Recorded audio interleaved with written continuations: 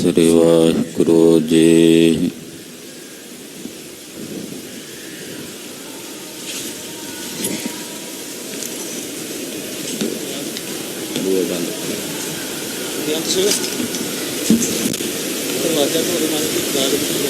वाहिगुरु जी।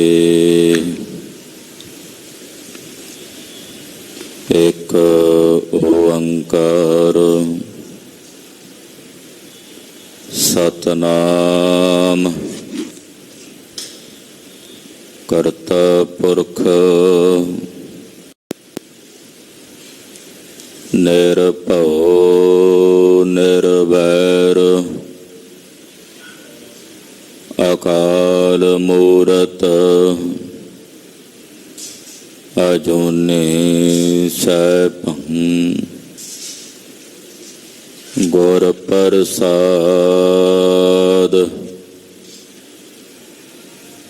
चकर चहन अर बरन जात अर पात नहन जेहे रूप रंग अर रेख एक को कह न सकत केहे अचल मूरत अनभव प्रकाश। अमितोज कह जय कोट इंद्र इंद्राण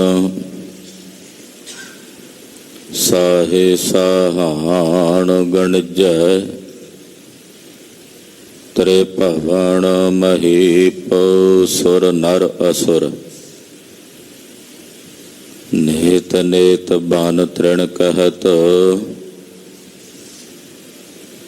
तब सर्ब नाम कथय कवन। कर्म नाम बरनत समत राख लेहो हम ते बिगरी। राख लेहो हम ते बिगरी। सील धर्म जप भगत न कीने हो अबमान टेढ़ पगरी। अमर जान संचीए काया ए मिथ्या काछी गगरी। जिन्ह निवाज साज हम किए तिस बिसार अवर लगरी।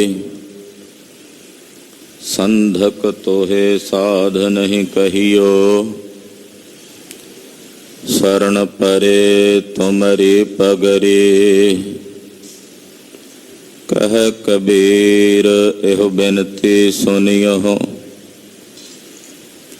मत घालो जम की खबरी। मत घालो जम की खबरी। राख लिहो हम ते बेगरी। जगत जलंदा रख ले अपनी कृपा धार। जित द्वार उभर तित लहो उबार। हम अवगुण भरे एक गुण अमृत छाड़ बिख बिख। माया मोह परम पै भूले सुत दारा स्यों। एक उत्तम पंथ सुन्यो गुर संगत तेह मिलंत जम। एक अरदास पाठ कीरत की गुर रामदास। सकहो टल गुर सेविया ਅਹਨਸ ਸਹਜ ਸੁਪਾਏ। ਦਰਸ਼ਨ ਪਰਸੈ ਗੁਰੂ ਕਾ ਜਨਮ ਮਰਨ ਦੁਖ ਜਾਏ। ਹੋਵੈ ਸਿਫਤ ਖਸੰਮੰਦੀ ਨੂਰ ਅਰਸੋਂ ਕੁਰਸਾਂ ਝਟੀਐ। ਤੁਧ ਡਿਠੇ ਸੱਚੇ ਪਾਤਸ਼ਾਹ ਮਲ ਜਨਮ ਜਨਮ ਦੀ ਕਟੀਐ। ਸੱਜਣ ਸੱਚਾ ਪਾਤਸ਼ਾਹ ਸਿਰ ਸਾਹਦੈ ਸਾਹੋ। ਜਿਸ ਪਾਸ ਬਹਿਠਿਆ ਸੋਹੀਐ ਸਭਨਾ ਦਾ ਵੇਸਾਹੋ।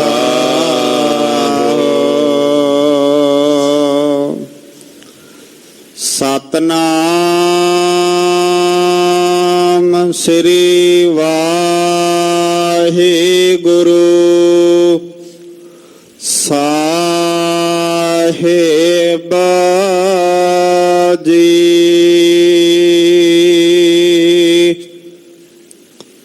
ਸ਼ਲੋਕ ਮਹੱਲਾ ਤੀਜਾ।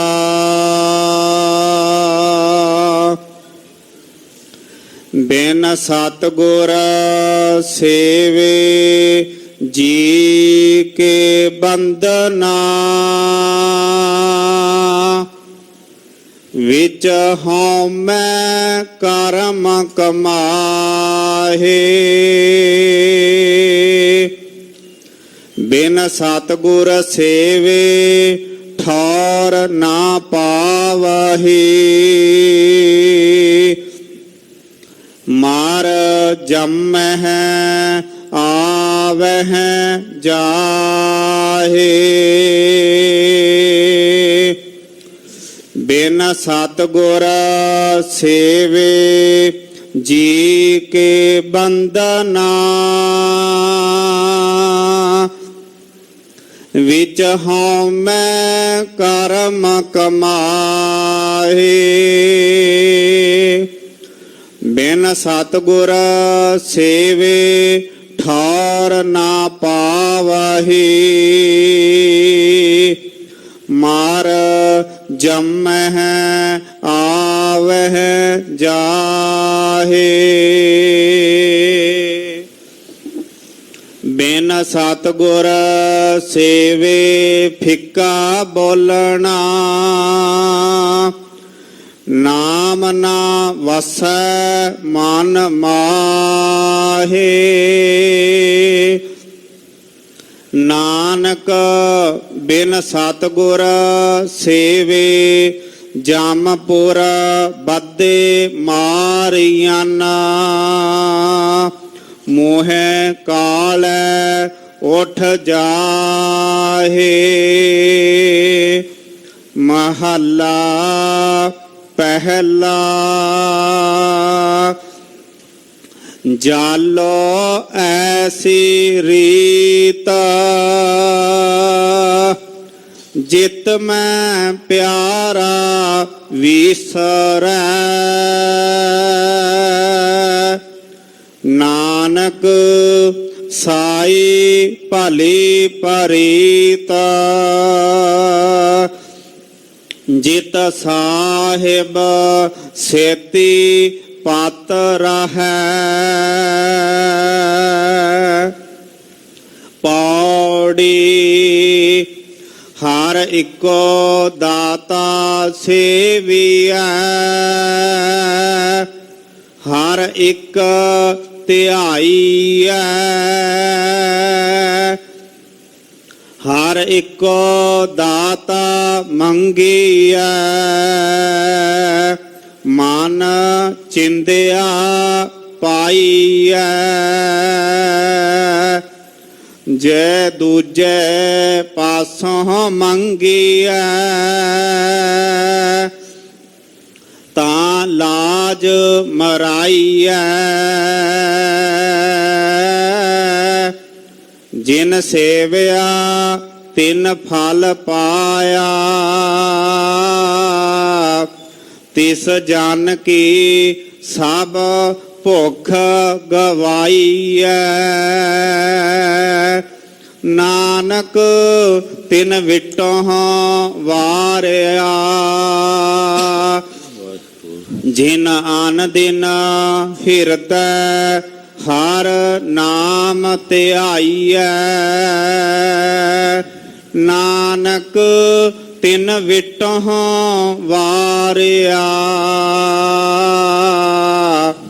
ਜਿਨ ਆਨ ਦਿਨ ਹਿਰਦੈ ਹਰ ਨਾਮ ਧਿਆਈਐ।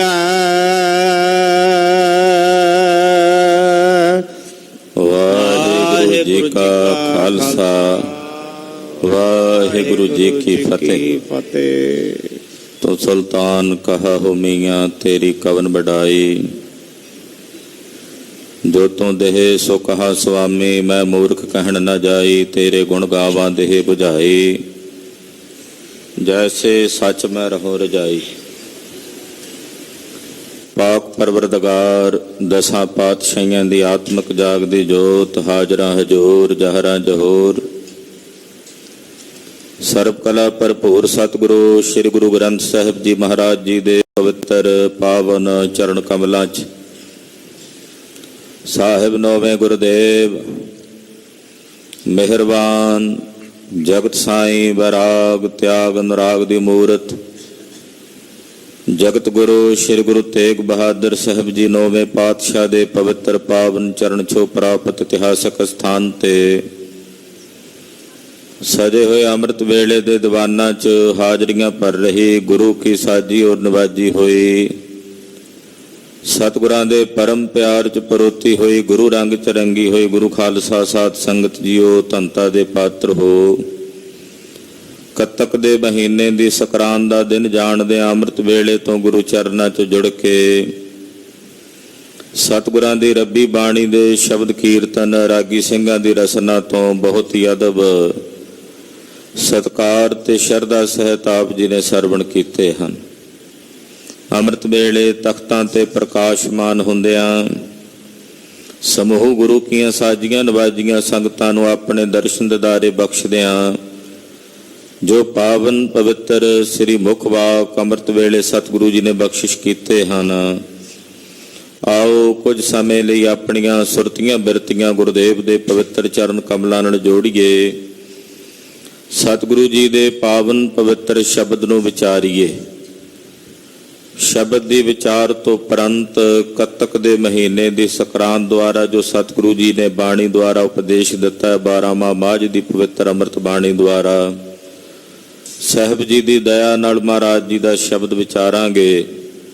ਆਓ ਤੀਸਰੇ ਗੁਰਦੇਵ ਧੰਨ ਧੰਨ ਸ੍ਰੀ ਗੁਰੂ ਅਮਰਦਾਸ ਸਾਹਿਬ ਜੀ ਦੇ ਪਵਿੱਤਰ ਚਰਨਾਂ ਵਿੱਚ ਸੁਰਤੀਆਂ ਬਿਰਤੀਆਂ ਜੋੜਦਿਆਂ ਰਸਨਾ ਨੂੰ ਪਵਿੱਤਰ ਕਰਦਿਆਂ ਆਖੋ ਜੀ ਸਤਿਨਾਮ ਸ੍ਰੀ ਵਾਹਿਗੁਰੂ ਸਾਹਿਬ ਜੀ। ਸਤਿਨਾਮ ਸ੍ਰੀ ਵਾਹਿਗੁਰੂ ਸਾਹਿਬ ਜੀ।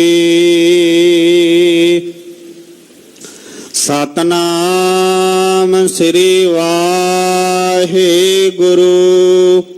ਸਾਹਿਬ ਜੀ। ਸ਼ਲੋਕ ਮਹਲਾ ਤੀਜਾ। ਬਿਨ ਸਤਿਗੁਰ ਸੇਵੇ ਜੀ ਕੇ ਬੰਦਨਾ, ਵਿਚ ਹਉਮੈ ਕਰਮ ਕਮਾਹੇ। ਤੀਸਰੇ ਗੁਰਦੇਵ ਜਗਤ ਗੁਰੂ ਸ੍ਰੀ ਗੁਰੂ ਅਮਰਦਾਸ ਸਾਹਿਬ ਜੀ ਫਰਮਾਉਂਦੇ ਹਨ ਕਿ ਸਤਿਗੁਰਾਂ ਦੀ ਸੇਵਾ ਤੋਂ ਬਿਨਾਂ, ਗੁਰਦੇਵ ਦੀ ਸੇਵਾ ਤੋਂ ਬਿਨਾਂ, ਜੇ ਗੁਰੂ ਵਾਲੇ ਨਹੀਂ ਸਤਿਗੁਰਾਂ ਦੀ ਸੇਵਾ ਵਿੱਚ ਨਹੀਂ ਜੁੜੇ ਤਾਂ ਤੁਸੀਂ ਹੋਰ ਜਿੰਨੇ ਮਰਜ਼ੀ ਕਰਮ ਕਾਂਡ ਕਰ ਲਵੋ, ਜਿੰਨੇ ਮਰਜ਼ੀ ਕਰਮ ਕਮਾ ਲਵੋ, ਉਹ ਸਾਰੇ ਕਰਮ ਇਸ ਜੀਵ ਨੂੰ ਬੰਧਨ ਬਣ ਕੇ ਬੰਨ ਲੈਂਦੇ ਹਨ। ਕਿਉਂਕਿ ਉਹਨਾਂ ਕਰਮਾਂ ਦੇ ਕੀਤਿਆਂ ਮਨ 'ਚ ਹਉਮੈ ਉਤਪੰਨ ਹੁੰਦੀ ਹੈ। ਕੋਈ ਦਾਨ ਕਰਦਾ ਹੈ, ਬੜੇ ਬੜੇ ਵੱਡੇ ਪੱਧਰ ਦੇ ਉੱਤੇ ਕਈ ਪ੍ਰਕਾਰ ਦੇ ਲੋਕਾਂ ਤੇ ਅਹਿਸਾਨ ਕਰਦਾ ਹੈ, ਪਰ ਜੇ ਸਤਿਗੁਰਾਂ ਦੀ ਸੇਵਾ ਵਿੱਚ ਨਹੀਂ ਜੁੜਿਆ, ਯਾਨੀ ਕਿ ਗੁਰੂ ਸ਼ਰਨ 'ਚ ਨਹੀਂ ਆਇਆ। ਕਈ ਕਹਿੰਦੇ ਆ ਨਾ ਵੀ ਕੰਮ ਚੰਗੇ ਕਰਨੇ ਚਾਹੀਦੇ ਨੇ ਜੀ, ਗੁਰੂ ਧਾਰਨ ਕਰਨਾ ਕੋਈ ਜ਼ਰੂਰੀ ਥੋੜੀ ਹੈ, ਜਾਂ ਗੁਰਦੁਆਰੇ ਜਾਣਾ ਜ਼ਰੂਰੀ ਥੋੜੀ ਹੈ। ਅਸੀਂ ਤਾਂ ਚੰਗੇ ਕੰਮ ਕਰਦੇ ਹਾਂ। ਬਹੁਤ ਸਾਰੇ ਮਤ ਐਸੇ ਨੇ ਹਿੰਦੁਸਤਾਨ ਤੇ ਵੀ ਜਿਹੜੇ ਕਹਿੰਦੇ ਕੋਈ ਰੱਬ ਨਹੀਂ, ਕੋਈ ਗੁਰੂ ਪੀਰ ਨਹੀਂ, ਕੋਈ ਪਰਮੇਸ਼ਰ ਨਹੀਂ, ਬਸ ਚੰਗੇ ਕਰਮ ਕਰੋ। ਧੰਨ ਗੁਰੂ ਅਮਰਦਾਸ ਤੀਸਰੇ ਪਾਤਸ਼ਾਹ ਕਹਿੰਦੇ ਆ ਵੀ ਤੁਸੀਂ ਉਹ ਕਰਮ ਕਰਦੇ ਹੋ, ਕਰਮ ਕਰਕੇ ਹਿਰਦੇ ਵਿੱਚ ਹਉਮੈ ਨੂੰ ਪਾਲਦੇ ਹੋ। ਮੈਂ ਕੀਤਾ, ਮੈਂ ਕਰ ਰਿਹਾ। ਜਦੋਂ ਕਿਸੇ ਕਰਮ ਨਾਲ ਹਉਮੈ ਜੁੜ ਗਈ, ਫਿਰ ਉਹ ਕਰਮ ਬੰਧਨ ਦਾ ਰੂਪ ਬਣ ਜਾਂਦਾ,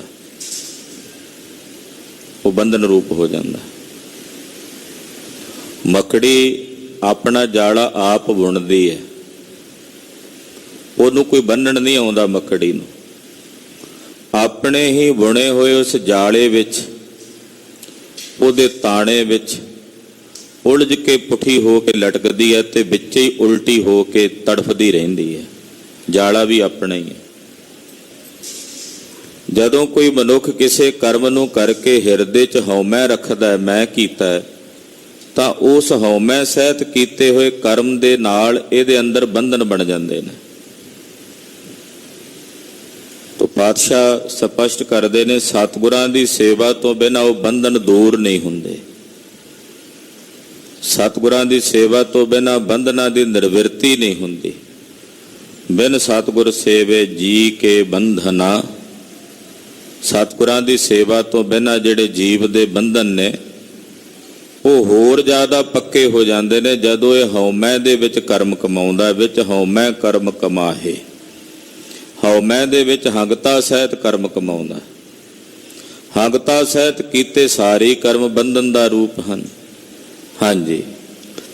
ਬਿਨ ਸਤਿਗੁਰ ਸੇਵੇ ਠੌਰ ਨਾ ਪਾਵਹੀ, ਮਰ ਜੰਮਹਿ ਆਵਹਿ ਜਾਹੇ। ਇਹ ਗੱਲ ਸਾਰੇ ਧਿਆਨ ਨਾਲ ਸੁਣ ਲਓ। ਗੁਰੂ ਅਮਰਦਾਸ ਤੀਸਰੇ ਪਾਤਸ਼ਾਹ ਫਰਮਾਉਂਦੇ ਨੇ ਕਿ ਸਤਿਗੁਰਾਂ ਦੀ ਸੇਵਾ ਤੋਂ ਬਿਨਾਂ ਟਿਕਾ ਪ੍ਰਾਪਤ ਨਹੀਂ ਹੁੰਦਾ। ਠੌਰ ਦਾ ਮਤਲਬ ਹੁੰਦਾ ਉਹ ਟਿਕਾਣਾ, ਜਿਸ ਟਿਕਾਣੇ ਤੇ ਪਹੁੰਚ ਕੇ ਜਨਮ ਤੇ ਮਰਨ ਕੱਟਿਆ ਜਾਂਦਾ ਹੈ। ਸਤਿਗੁਰਾਂ ਦੀ ਸੇਵਾ ਤੋਂ ਬਿਨਾਂ ਥਾਂ ਨਹੀਂ ਮਿਲਦੀ, ਠੌਰ ਪ੍ਰਾਪਤ ਨਹੀਂ ਹੁੰਦੀ। ਔਰ ਏਦਾਂ ਦੇ ਮਨੁੱਖ ਜਿਹੜੇ ਗੁਰੂ ਸੇਵਾ ਤੋਂ ਵਿਹੂਣੇ ਨੇ, ਉਹ ਮੁੜ ਮੁੜ ਕੇ ਮਰਦੇ ਨੇ, ਮੁੜ ਮੁੜ ਕੇ ਜੰਮਦੇ ਨੇ, ਜਨਮ ਤੇ ਮਰਨ ਦੇ ਚੱਕਰਾਂ ਵਿੱਚ ਭਟਕਦੇ ਤੇ ਭਰਮਦੇ ਰਹਿੰਦੇ। ਸਤਿਗੁਰਾਂ ਦੀ ਸੇਵਾ ਤੋਂ ਬਿਨਾਂ ਉਹਨਾਂ ਨੂੰ ਜੰਮਣਾ ਤੇ ਮਰਨਾ ਪੈਂਦਾ, ਆਵਾਗਾਉਣ ਦੇ ਚੱਕਰਾਂ ਵਿੱਚ ਭਰਮਣਾ ਪੈਂਦਾ, ਭਟਕਣਾ ਪੈਂਦਾ ਹੈ। ਬਿਨ ਸਤਿਗੁਰ ਸੇਵੇ ਫਿੱਕਾ ਬੋਲਣਾ, ਨਾਮ ਨਾ ਵਸੈ ਮਨ ਮਾਹੇ। ਸਤਿਗੁਰਾਂ ਦੀ ਸੇਵਾ ਤੋਂ ਬਿਨਾਂ ਜਿਹੜੇ ਬੋਲੇ ਹੋਏ ਬੋਲ ਲਿਓ ਵੀ ਫਿੱਕੇ ਨੇ। ਕਹਿ ਦਿੰਦੇ ਫਲਾਣਾ ਬੰਦਾ ਬੜੀਆਂ ਸਿਆਣੀਆਂ ਗੱਲਾਂ ਕਰਦਾ, ਬੜੇ ਮਿੱਠੇ ਮਿੱਠੇ ਬੋਲ ਬੋਲਦਾ। ਜੇ ਉਹ ਗੁਰੂ ਦੀ ਸੇਵਾ ਤੋਂ ਵਿਹੂਣਾ ਤੇ ਉਹ ਭਾਵੇਂ ਜਿੰਨੀਆਂ ਮਰਜ਼ੀ ਮਿੱਠੀਆਂ ਗੱਲਾਂ ਕਹਿ ਰਿਹਾ, ਬੜੀਆਂ ਸਿਆਣੀਆਂ ਗੱਲਾਂ ਕਹਿ ਰਿਹਾ, ਉਹ ਸਭ ਫਿੱਕੀਆਂ ਨੇ, ਕਿਉਂਕਿ ਉਹਨਾਂ ਵਿੱਚ ਕੋਈ ਰਸ ਨਹੀਂ। ਉਹ ਜੇ ਜ਼ੁਬਾਨ ਤੋਂ ਗਿਆਨ ਦੀ ਗੱਲ ਕਰ ਵੀ ਰਿਹਾ, ਪਰ ਉਹਨੇ ਉਸ ਗਿਆਨ ਨੂੰ ਆਪਣੇ ਹਿਰਦੇ 'ਚ ਹੰਡਾਇਆ ਨਹੀਂ ਹੈ, ਮਾਣਿਆ ਨਹੀਂ ਹੈ। ਤੋ ਸਤਿਗੁਰਾਂ ਦੀ ਸੇਵਾ ਤੋਂ ਬਿਨਾਂ ਜੀਵ ਦੇ ਬੋਲੇ ਹੋਏ ਬੋਲ ਵੀ ਫਿੱਕੇ ਨੇ। ਗੁਰੂ ਸੇਵਾ ਵਿਹੂਣੇ ਬੰਦੇ ਕੜਵੇ ਬੋਲ ਬੋਲਦੇ ਨੇ, ਫਿੱਕੇ ਬੋਲ ਬੋਲਦੇ ਨੇ। ਉਹਨਾਂ ਦਾ ਮਨ ਤੇ ਤਨ ਦੋਵੇਂ ਹੀ ਫਿੱਕੇ ਹੁੰਦੇ ਤੇ ਰਸਨਾ ਤੋਂ ਵੀ ਫਿੱਕਾ ਹੀ ਬੋਲਦੇ ਨੇ।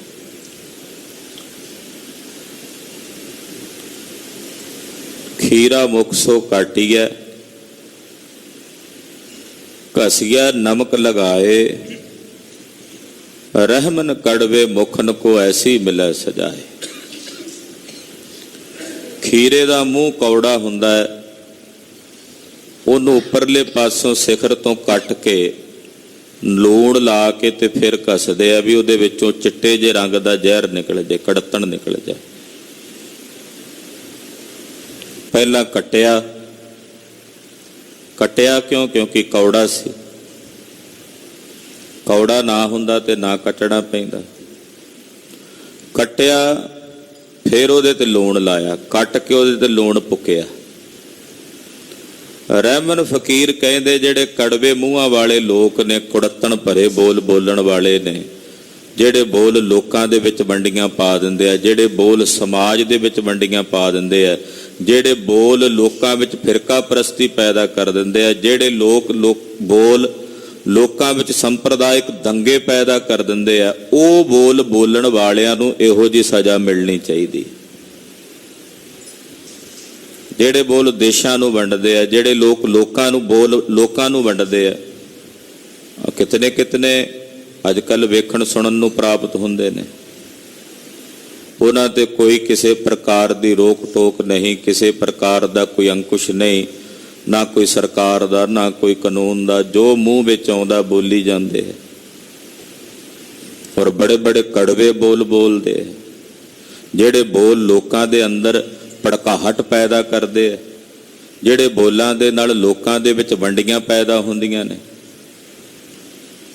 ਇਹ ਸਭ ਉਹ ਨੇ ਜਿਹੜੇ ਕੇਵਲ ਧਰਮ ਦੇ ਨਾਂ ਦੇ ਉੱਤੇ ਕਲੰਕੀ ਨੇ। ਉੱਦਾਂ ਕਹਿੰਦੇ ਅਸੀਂ ਧਰਮੀ ਹਾਂ, ਪਰ ਕਲੰਕੀ ਨੇ। ਉਹ ਗੁਰੂ ਵਾਲੇ, ਗੁਰੂ ਪੀਰ ਵਾਲੇ ਨਹੀਂ ਹਨ, ਨਿਗੋਰੇ ਨੇ ਇਹੋ ਜਿਹੇ ਲੋਕ।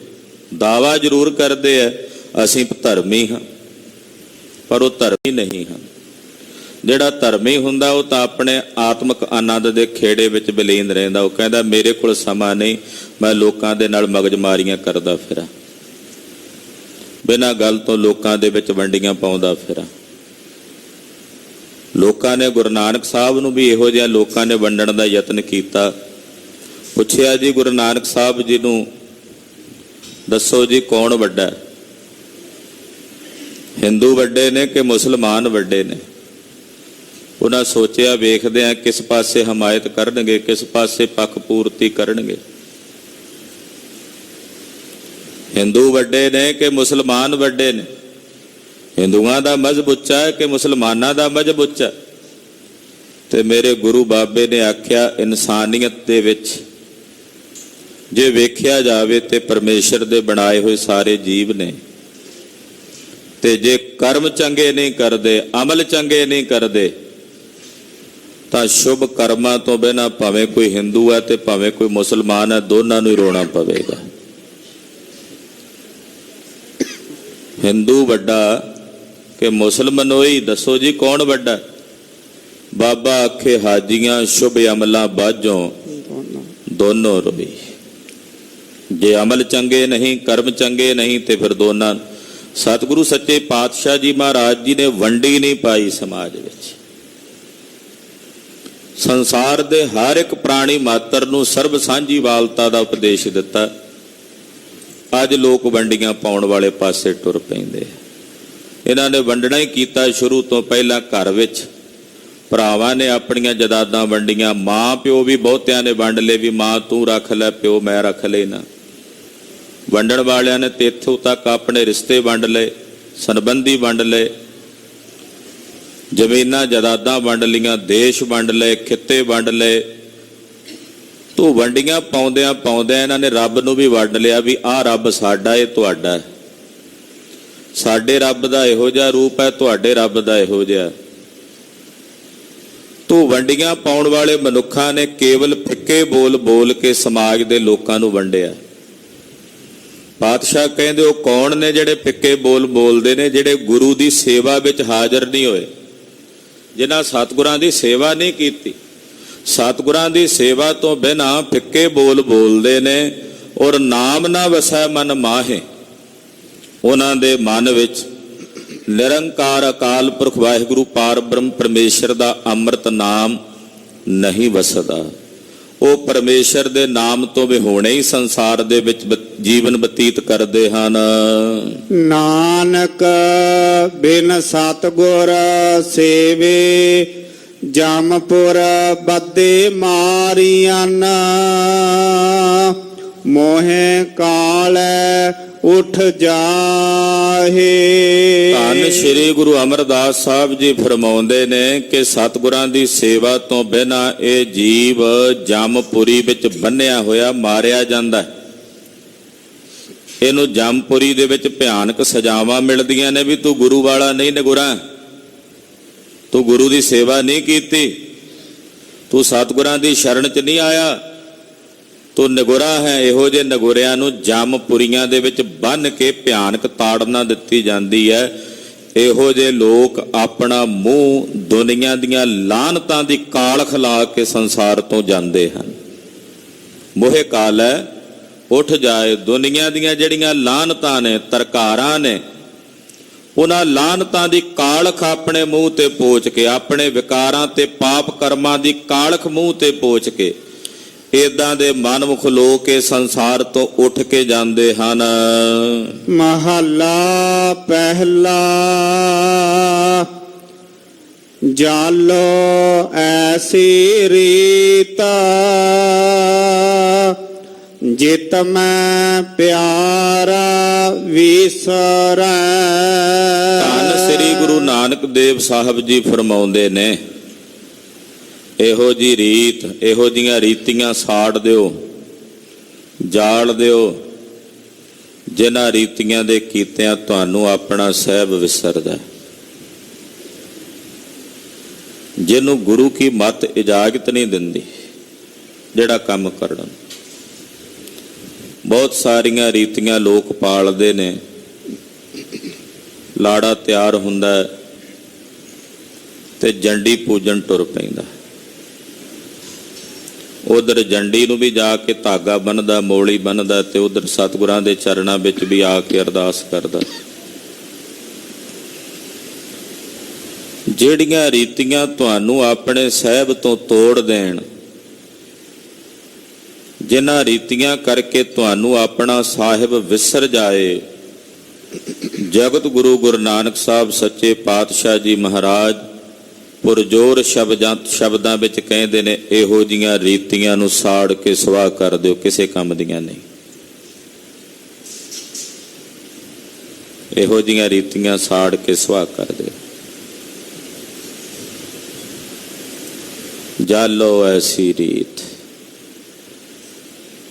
ਕਹਿੰਦਾ ਜੀ ਸਾਡੇ ਬਜ਼ੁਰਗਾਂ ਦੇ ਵੇਲੇ ਤੋਂ ਇਹ ਲੀਹ ਚੱਲਦੀ ਆਉਂਦੀ ਹੈ, ਜਠੇਰੇ ਪੂਜਣੇ, ਮੜੀਆਂ ਨੂੰ ਪੂਜਣਾ। ਸਾਡੇ ਵਡੇਰੇ ਜਾਂਦੇ ਸੀ ਜੀ ਇੱਥੇ, ਤਾਂ ਸਾਨੂੰ ਜਾਣਾ ਪੈਂਦਾ। ਭਾਈ ਇੱਕ ਮੜੀਆਂ ਕਬਰਨ ਬਹਿ ਜਾਹੀ।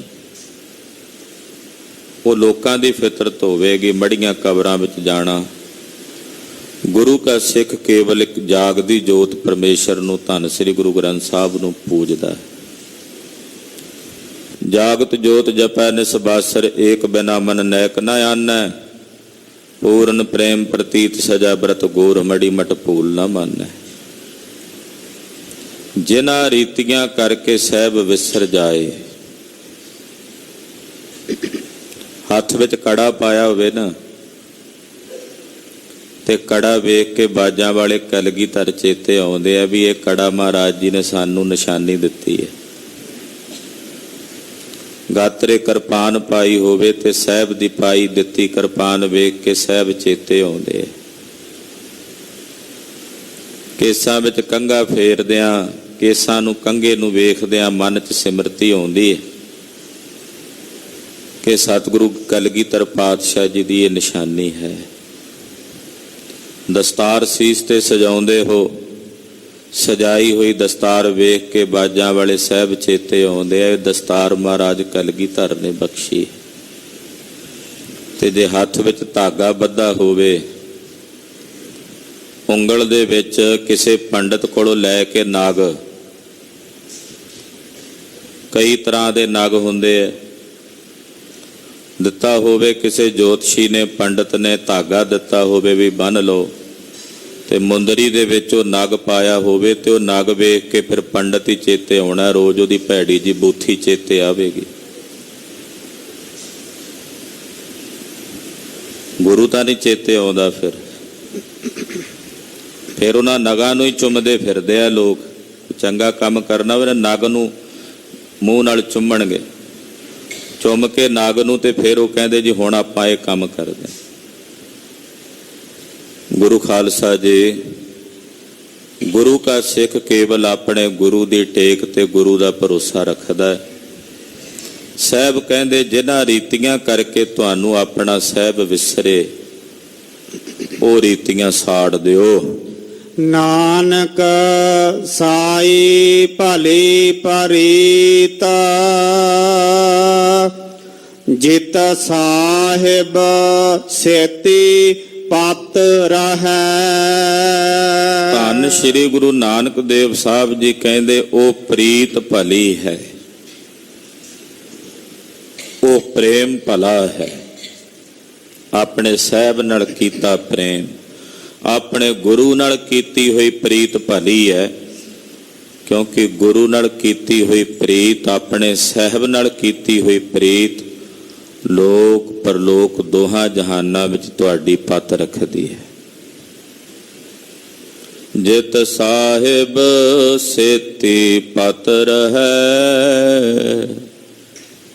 ਸਤਿਗੁਰਾਂ ਦੇ ਨਾਲ ਪ੍ਰੀਤ ਕੀਤਿਆਂ ਸਾਹਿਬ ਜੀ ਪਤ ਰੱਖ ਲੈਂਦੇ ਐ, ਲੋਕ ਪਰਲੋਕ ਦੋਹਾਂ ਜਹਾਨਾਂ ਵਿੱਚ ਪਤ ਰੱਖਦੇ ਹਨ। ਪੌੜੀ ਮਹਾਰਾਜ ਚੌਥੇ ਪਾਤਸ਼ਾਹ ਉਚਾਰਦੇ ਹਨ। ਹਰ ਇੱਕੋ ਦਾਤਾ ਸੇਵੀਐ, ਹਰ ਇੱਕ ਧਿਆਈਐ। ਇੱਕੋ ਦਾਤੇ ਨੂੰ ਸੇਵੀਏ, ਇੱਕੋ ਨੂੰ। ਦੋ ਤਿੰਨ ਚਾਰਾਂ ਦੀ ਗੱਲ ਨਹੀਂ ਕਰਦੇ ਸਤਿਗੁਰੂ, ਹੈ ਹੀ ਇੱਕ। ਇੱਕੋ ਹੀ ਦਾਤਾ ਹੈ ਸਾਰੇ ਸੰਸਾਰ ਦਾ। ਮਾਤਾ ਕੋਈ ਭਰਮ ਤੇ ਭੁਲੇਖੇ ਚ ਟੁਰਿਆ ਫਿਰੇ, ਕੋਈ ਦੂਜਾ ਦਾਤਾ ਹੈ। ਇੱਕੋ ਦਾਤਾ ਹੈ। ਹਰ ਇੱਕੋ ਦਾਤਾ ਸੇਵੀਐ, ਇੱਕੋ ਦਾਤੇ ਨੂੰ ਸੇਵੀਏ। ਹਰ ਇੱਕ ਧਿਆਈਐ, ਇੱਕ ਨੂੰ ਧਿਆਵੋ, ਇੱਕ ਨੂੰ ਸੇਵੋ, ਇੱਕ ਨੂੰ ਅਰਾਧੋ, ਇੱਕ ਨੂੰ ਪੂਜੋ, ਇੱਕ ਨੂੰ ਸਿਮਰੋ। ਇੱਕ ਦੋ ਦੀ ਗੱਲ ਸਤਿਗੁਰੂ ਜੀ ਨਹੀਂ ਕਰਦੇ। ਹਰ ਇੱਕੋ ਦਾਤਾ ਮੰਗੀਐ, ਮਨ ਚਿੰਦਿਆ ਪਾਈਐ। ਹਰੀ ਇੱਕੋ ਦਾਤਾ ਹੈ, ਉਹਦੇ ਕੋਲੋਂ ਹੀ ਮੰਗੀਏ। ਔਰ ਇੱਕ ਦਾਤੇ ਕੋਲੋਂ ਮੰਗੀਏ ਤੇ ਮਨ ਚਿੰਦੇ ਫਲਾਂ ਦੀ ਪ੍ਰਾਪਤੀ ਹੁੰਦੀ ਹੈ। ਮਨ ਚਿੰਦਿਆ ਪਾਈਐ, ਮਨ ਚਿੰਦੇ ਫਲਾਂ ਦੀ ਪ੍ਰਾਪਤੀ ਹੁੰਦੀ ਹੈ। ਇੱਕ ਦਾਤੇ ਨੂੰ ਸ਼ਰਨ ਵਿੱਚ ਪੈ ਕੇ ਅਰਾਧੀਏ, ਇੱਕ ਦਾਤੇ ਦੇ ਕੋਲੋਂ ਮੰਗੀਏ ਤੇ ਮਨ ਚਿੰਦੇ ਫਲਾਂ ਦੀ ਪ੍ਰਾਪਤੀ ਹੁੰਦੀ ਹੈ। ਜੇ ਦੂਜੇ ਪਾਸੋਂ ਮੰਗੀਐ, ਤਾਂ ਲਾਜ ਮਰਾਈਐ। ਤੇ ਇੱਕ ਦਾਤੇ ਨੂੰ ਛੱਡ ਕੇ ਜੇ ਥਾਂ ਥਾਂ ਤੇ ਮੰਗਦੇ ਫਿਰੀਏ ਦੂਜੇ ਥਾਵਾਂ ਤੇ, ਤਾਂ ਸ਼ਰਮ ਨਾਲ ਮਰਨਾ ਪੈਂਦਾ, ਲਾਜ ਨਾਲ ਮਰਨਾ ਪੈਂਦਾ। ਵੀ ਇਹ ਕਿਹੋ ਜਿਹਾ ਬੰਦਾ, ਘਰ ਵਿੱਚ ਸਭ ਕੁਝ ਆ ਫਿਰ ਮੰਗਦਾ ਫਿਰਦਾ। ਜੇ ਘਰ ਹੁੰਦਿਆਂ ਮੰਗਣ ਤੁਰਿਆ ਹੋਵੇ ਕੋਈ, ਤੇ ਉਹਨੂੰ ਕੀ ਕਹਿੰਦੇ ਆ ਲੋਕ? ਭੁੱਖੜ। ਕੀ ਕਹਿੰਦੇ ਆ? ਵੀ ਇਹ ਮਾੜੀ ਬਿਰਤੀ ਵਾਲਾ। ਵੇਖੋ ਜੀ, ਘਰ 'ਚ ਸਭ ਕੁਝ ਆ ਫਿਰ ਮੰਗਦਾ ਫਿਰਦਾ ਹੈ। ਲੋਕ ਤਾਂ ਜਿਹਦਾ ਸਰੀਰ ਸਹੀ ਸਲਾਮਤ ਹੋਵੇ ਉਹਨੂੰ ਕਹਿੰਦੇ ਆ, ਉਹ ਤੈਨੂੰ ਮੰਗਦਿਆਂ ਸ਼ਰਮ ਨਹੀਂ ਆਉਂਦੀ? ਹੱਥ ਪੈਰ ਤੈਨੂੰ ਰੱਬ ਨੇ ਦਿੱਤੇ, ਕੰਮ ਨਹੀਂ ਕਰਦਾ? ਜੇ ਘਰ ਵਿੱਚ ਸਭ ਕੁਝ ਹੋਵੇ ਫਿਰ ਬਾਹਰ ਮੰਗਣ ਤੁਰਿਆ ਹੋਵੇ, ਲੋਕ ਤਾਂ ਵੀ ਲਾਹਨਤਾਂ ਦਿੰਦੇ। ਇਸੇ ਤਰ੍ਹਾਂ ਜੇ ਸਭ ਕੁਝ ਗੁਰੂ ਨਾਨਕ ਸਾਹਿਬ ਦੇ ਘਰ ਵਿੱਚ ਹੈ ਸਿੱਖਾ, ਤੇ ਇਸ ਘਰ ਨੂੰ ਛੱਡ ਕੇ ਤੂੰ ਬਾਹਰ ਜਾਵੇਂਗਾ ਤੇ ਤੈਨੂੰ ਸ਼ਰਮ ਨਾਲ ਹੀ ਮਰਨਾ ਪਵੇਗਾ। ਲਾਹਨਤਾਂ ਹੀ ਪੈਣਗੀਆਂ। ਉਹ ਤੂੰ ਕਿੱਥੇ ਟੁਰਿਆ ਫਿਰਦਾ ਮੰਗਣ? ਅਸੀਂ ਤਾਂ ਆਪ ਗੁਰੂ ਬਾਬੇ ਦੇ ਚਰਨਾਂ 'ਚ ਝਾੜੂ ਫੇਰ ਕੇ ਮੰਗ ਕੇ ਲਿਆਉਨੇ। ਹਾਂਜੀ, ਜਿਨ ਸੇਵਿਆ ਤਿਨ ਫਲ ਪਾਇਆ, ਤਿਸ ਜਨ ਕੀ ਸਭ ਭੁੱਖ ਗਵਾਈ ਹੈ। ਜਿਨ੍ਹਾਂ ਨੇ ਸਾਹਿਬ ਨੂੰ ਸੇਵਿਆ ਹੈ ਤਿਨਾਂ ਨੇ ਹਰ ਫਲ ਦੀ ਪ੍ਰਾਪਤੀ ਕਰ ਲਈ ਹੈ।